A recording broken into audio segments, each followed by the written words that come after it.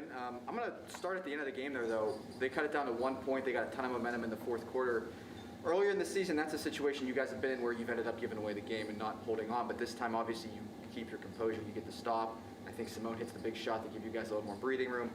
How much of that, how big was that composure just at the end, to close it out? And as far as stuff you've been looking to build on, from earlier in the year, it's got to be a big positive in a close game like that. Yeah, it's something that we acknowledge that the game changes in that last perspective of it. It gets into just a completely different feel. The tension's there, and that's something that we've been working with our players about, understanding that at that moment it's the execution, it's the understanding of what we're looking to do. And we talked about in the locker room, Symone hitting that three was a play where Esther was looking to the sidelines at me to see what we wanted to do. We had a mindset, if we had numbers against this team, we wanted to run it. We wanted to see what we could do. We wanted to play free. At that moment, she kicked it to the next gear. Like I said in the locker room, I can't remember the specifics of it, but I think she passed it to Nina. Nina dribbled a gap, threw it to Symone. We hit the three, and it really was a play that, like you said, earlier in the year, we may not have known as a team how to handle that moment, but it's about learning, reflecting on those moments that we did struggle, acknowledging that those moments happened, and then learning from them and growing and not hiding those moments and not being afraid of those moments. For a player like Symone, who's a freshman, obviously pretty inexperienced, what does it say about her maturity level that she's started every game as a freshman and then hits that shot at the end in a clutch moment for you guys? We always talk about when Christmas hits, they're not freshmen anymore, and that at that point we're demanding more of them. They've been in the system. They understand what it's going to be like.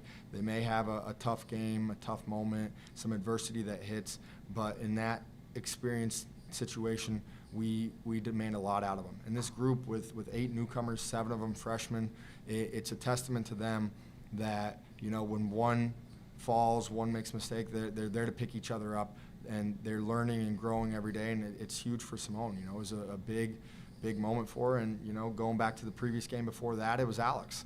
And Alex stepped up in that role, and it's a situation to where I know that when we call on them, that they're going to do their best out there. And that's a good feeling. Esther is an older person on the team and a leader. How does it make you feel to see these young girls really stepping up and maturing already so much? And obviously, your leadership has a lot to do with that. I mean, I'm very happy. We have a young team, and we're still learning and developing. But I think we're getting to the next level. We're knowing how to close the game. We're knowing when to step up, when is the big moments, when adversity comes. We need to be ready to bounce back. We need to be ready to get the stops. It all starts on defense. When they made that run, it was because our defense was struggling. It was not about our offense. Our offense was okay. So I think it's just a learning moment, a learning lesson, and I'm just happy that we pushed through and we got the win. And then other than today and Thursday, you guys were on a 2-week hiatus before these 2 games.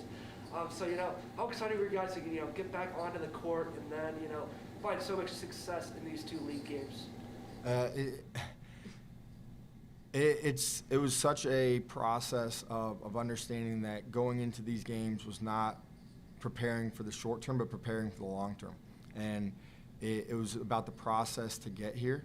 And that's something that we talked about with the team a lot is we took 2 weeks off and to take 4 or 5 days to get back in shape, and a decent number of them were battling illness, and getting them into shape to prepare 2 games in 3 days, 2 games in less than 3 days with the time span of a 7 p.m. and 1 p.m. game.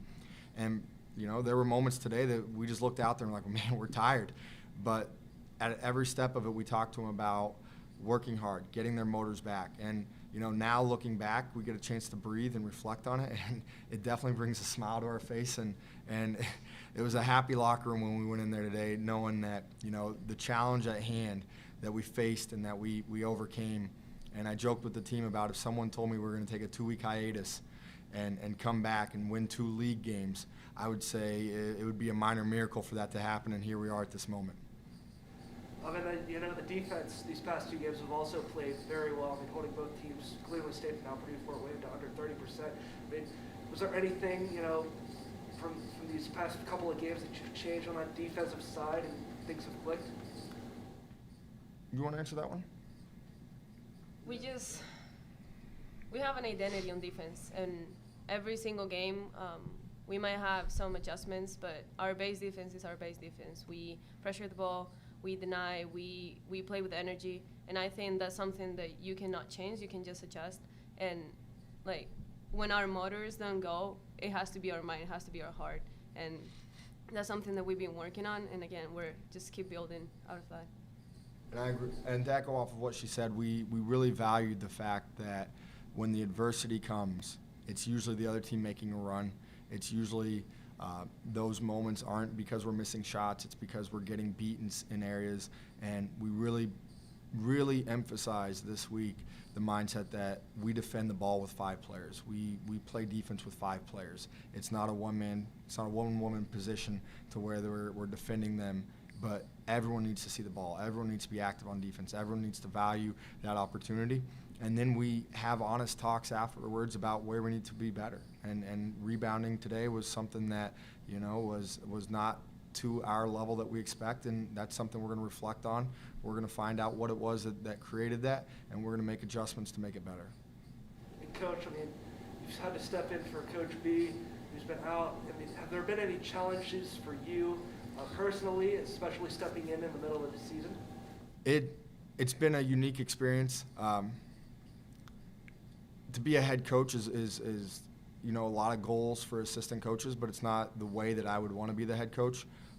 I want Coach B here. Our players want Coach B here. He's here in spirit with us, and that's something that, it's kind of that guiding mentality led by our upperclassmen that know what Coach B expects out of our team, and they pass that down to our players, and that's something that it's brought about new perspectives, new guiding, new mentality as well too. I'll admit the first games were nervous games by me, trying to learn that role, and now understanding our team, learning them from a head coach's role has put us in a position that they know how I'm going to talk to them, how I'm going to handle those moments, and they know what's expected and how to respond from it. That's it for me. Thanks, guys. Thank you, guys. Happy New Year.